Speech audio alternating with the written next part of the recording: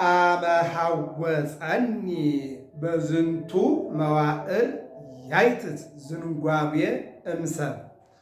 በስመ አብ ወወልድ ወመንፈስ ቅዱስ አሐዱ አምላክ አሜን። በዓለም ላይ የምትኖሩ ኦርቶዶክሳውያን የእግዚአብሔር ልጆች ሰላም እግዚአብሔር ይብዛላችሁ። የካቲት 16 ቀን የቅድስት ኤልሳቤጥ የዮሐንስ እናት የእረፍት ጊዜዋ ነውና እሱም በተመለከተ አጠር ያለ መልእክት በእግዚአብሔር ቸርነት እንነጋገራለን። የሉቃስ ወንጌል ምዕራፍ 1 ላይ ያለው ኃይለ ቃል እንደዚህ ይላል። ዘካርያስ የሚባል ካህን ሚስቱ ኤልሳቤጥ የምትባል ነበሩ ይላል። ያለ ነቀፋ እየሄዱ በእግዚአብሔር ፊት ጻድቃን ነበሩ፣ ልጅ ግን አልነበራቸውም ይልና ዘካርያስ እነሆ የሚያገለግልበት ጊዜ ደርሶ በአገልግሎቱ ሰዓት መልአኩ ቅዱስ ገብርኤል መጣና ሰላም ላንተ ይሁን አለው። ዘካርያስ ደነገጠ። ትፍራ ወይ ትደንግጽ? አትፍራ አትደንግጥ፣ ይልቁንም ደስ ይበልህ። ኤልሳቤጥ ብእሲትከ ትወልድ ለከ ወልደ። ኤልሳቤጥ ባለቤትህ ወንድ ልጅ ትወልድልሃለች፣ ስሙንም ዮሐንስ ትለዋለህ። አንድ ሲሆን 7 ጸጋ ያለው ልጅ ትወልድልሃለች፣ ይልቁንም ነቀፌታዋ ይወገድልሃል ብሎ ነገረው ይለናል። አሁን በወንጌሉ ምን ይላል? ስድቤ ተወገደልኝ ስትል ራሷን ሰወረች ይላል። ስድቤ ተወገደልኝ፣ ነቀፌታዬ ተወገደልኝ ስትል ራሷን ሰወረች ይላል። እግዚአብሔር አምላክ ሰዎች በላያችን ላይ ያስቀመጡትን ነቀፌታና ስድብ እንዲያስወግድልን የአምላካችን የእግዚአብሔር መልካም ፈቃድ ይሆንልን። በዚህ ጊዜ ዘካርያስ እኔ ሸምግያለሁ፣ እሷም ደግሞ አርጅታለች፣ የመውለድ ምልክትም ከላዋ ላይ የለምና እንዴት ይሆናል ብሎ ቢከራከርም ፈቃዱ የእግዚአብሔር ነውና አንተ ሕፃኑ እስከሚወለድ አፍህ ይያዛል፣ ዲዳ ትሆናለህ፣ ሕፃኑ ግን ይወለዳል አለው።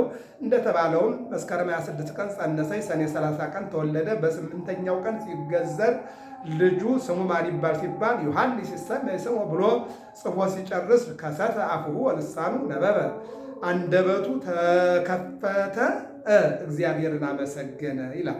ልጁ አባቱ ልጁ ሲጸነስ የአባቱ አፍ ተዘጋ፣ ልጁ ሲወለድ የአባቱ አፍ ተከፈተ ይለናል። ሲጸነስ ታምረኛ፣ ሲወለድ ታምረኛ፣ ሲሞት ታምረኛ የሚለው ለዚህ ነው።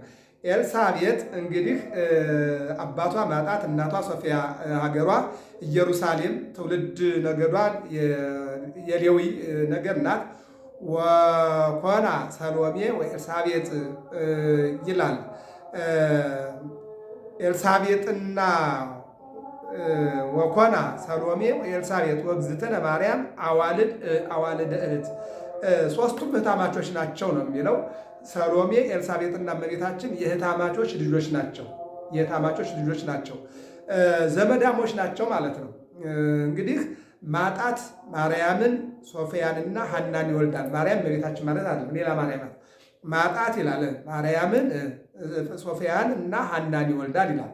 ማርያም ሰሎሜን፣ ሶፊያ ኤልሳቤጥን፣ ሐና እግዝእትነ ማርያምን ይወልዳሉ። የዘር ሐረጋቸው ነው። ኤልሳቤጥ ዘካርያስን አግብታ በብስራተ መልአክ እንግዲያው ቅዱስ ገብርኤል አበሰራት፣ ዮሐንስን ወለደች ይላል።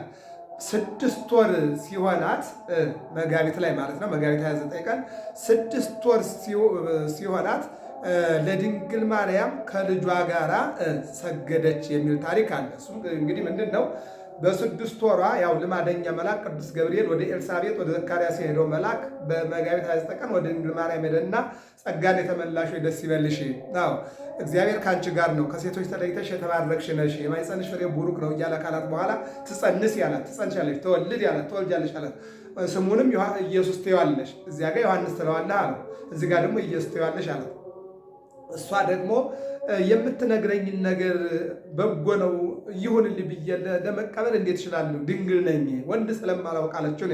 መንፈስ ቅዱስ ይመጽእ ላዕሌኪ ወኃይለ ልዑል ይጼልኪ፣ መንፈስ ቅዱስ ወደ አንቺ ይመጣል፣ የልዑል ኃይልም ይጋርድሻል። ዘኒ ይትወለድ እምኔኪ ቅዱሱ ለእግዚአብሔር፣ ከአንቺ የሚወለደው ከሦስቱ አካል አንዱ አካል ነው አለና ነገራት። አሁንም እሷ አልተቀበለችውም። አብርሃምንና ሳራን ከብሉይ ኪዳን አመጣና ከሸመገሉ በኋላ ልጅ ወለዱ።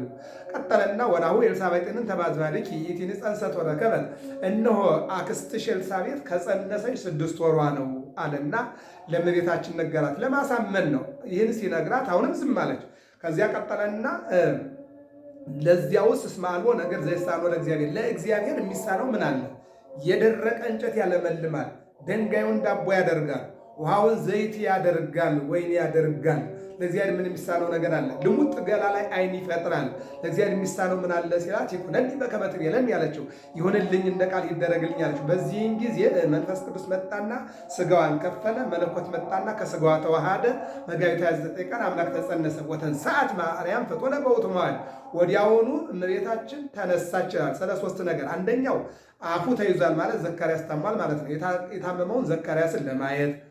ሁለተኛው ነገር በ3 ይጸናልና መልአኩ ጸጋን የተመላሽ የአምላክ እናት ብሏታልና ከሴቶች ኤልሳቤጥ ከወንዶች ደግሞ ዮሐንስ መመስከር ስላለባቸው ተነሳችና ወደ ኤልሳቤጥ ሄደች።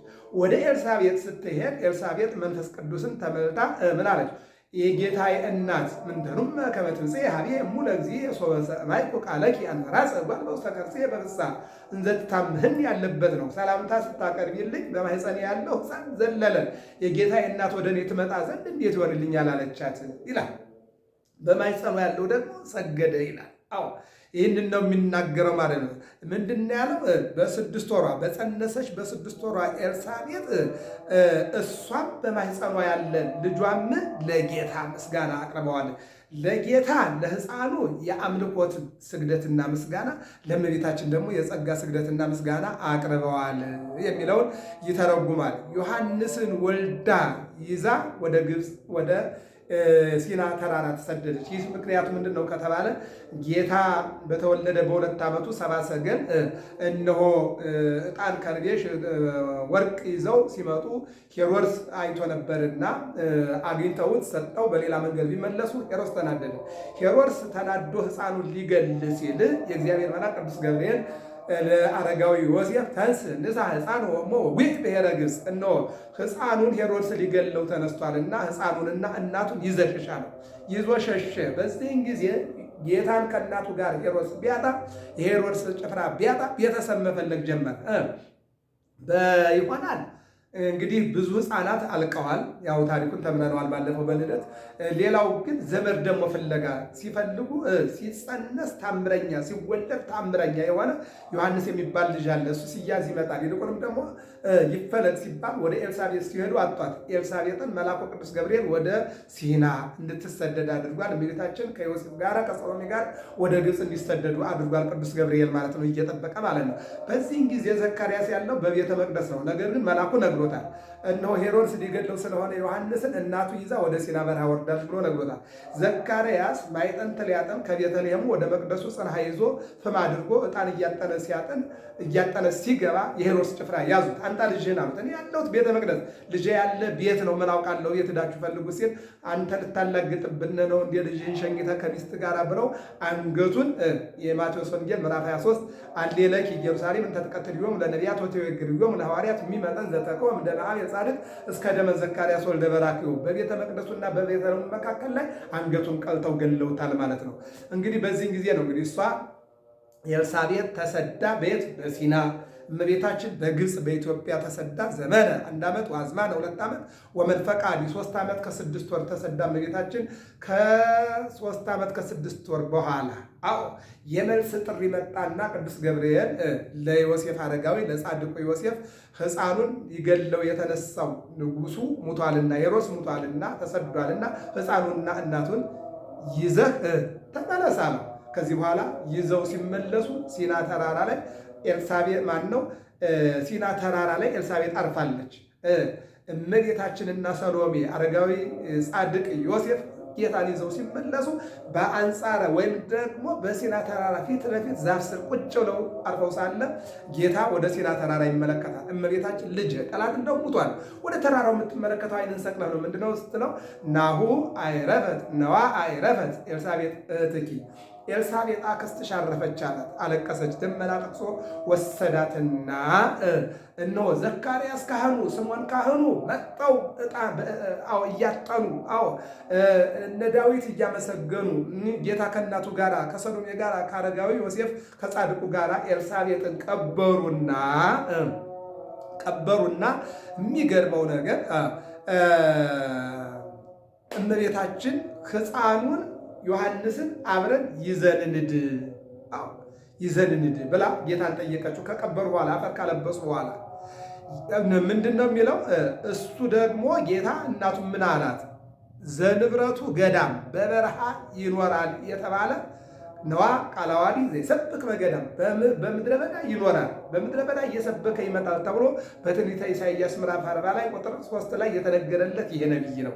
የሚያድገው በበረሃ ነው። የምግቡ ጉዳይ እነሆ እነ ቶራ ይልቁንም ደግሞ አንወጣ የሚባል ቅጠል አለ። ያንን እናቱ እያመገበችው ኖራለችና ወማዕረ ጸደና የምድረ በዳ የጋጃ ማር አለ። ያን እየተመገበ እናቱ አኖራለችና ወልብሱ እነሆ ፀጉረ ገመል ገበሎ የሚባል እንጨት ያንን እየላጠች እንጨቱን አድርቃ ወደ ባህር ላይ ታደርግና ከዚያ ሲርስ ገመዱን ወይም ደግሞ ልጡን ወይም ደግሞ ፈትላ ገንብዳ እንደ ማቅ እያደረገች ታለብሰው ነበር። እና እነዚህ ሁሉ ልብሶች የእናቱ ስጦታ አለው፣ የሚያጨናንቅ ነገር የለም። ስለምግቡም እነዚህ ሁሉ ይቀርቡለታል አለና ነገራት። እኔ 30 ዓመት ሲሆነኝ እሱ 30 ዓመት ከ6 ወር ሲሆነው በዮርዳኖስ እንገናኛለን አለና ለእናቱ ምስጢር ነገራት። የሚገርመው ነው። ያን ምስጢር ነገራት። ባረኩትና ሕፃኑን እኔ ይገርመኛል። አሁን ዘመንና ያትዝ ይለኛል። እመቤታችንና ጌታ አረጋዊ ዮሴፍና ሰሎሜ የኤልሳቤጥን ቅዱስ ሥጋ ለመቅበር ወደ ሲና ተራራ ላይ ሲሄዱ የሞተችውን እናቱ የደረቀ ሰውነት እየጠባ ነው ሕፃኑን ያገኙት። ዛሬም በእኛ ሀገር ላይ ይህ ችግር አለ። ይህን ችግር መድኃኒዓለም ያስወግድልን። የካቲት 16 ቀን እንግዲህ ኤልሳቤጥ ያረፈችበት ነው። ውሎ ወደ ቤት ኑሮ ወደ ሞት አይቀርምና የካቲት 16 ቀን የእመቤታችን የቃል ኪዳን ቀን፣ የኤልሳቤጥ ደግሞ የእረፍት ቀኗ ነው ማለት ነው እና የቅድስት ኤልሳቤጥ በረከቷ በእኛ ላይ እንዲያደር የአምላካችን የዚያ መልካም ፈቃዱ ይሆንልን። ገብረ መስቀል ሚዲያ ነው። ሰብስክራይብ፣ ላይክ፣ ሸር አድርጉ። እግዚአብሔር አምላክ ሀገራችን ኢትዮጵያን ሰላም ያደርግልን። ሱባኤን በሰላም እንድናጠናቀቅ እግዚአብሔር ይርዳን።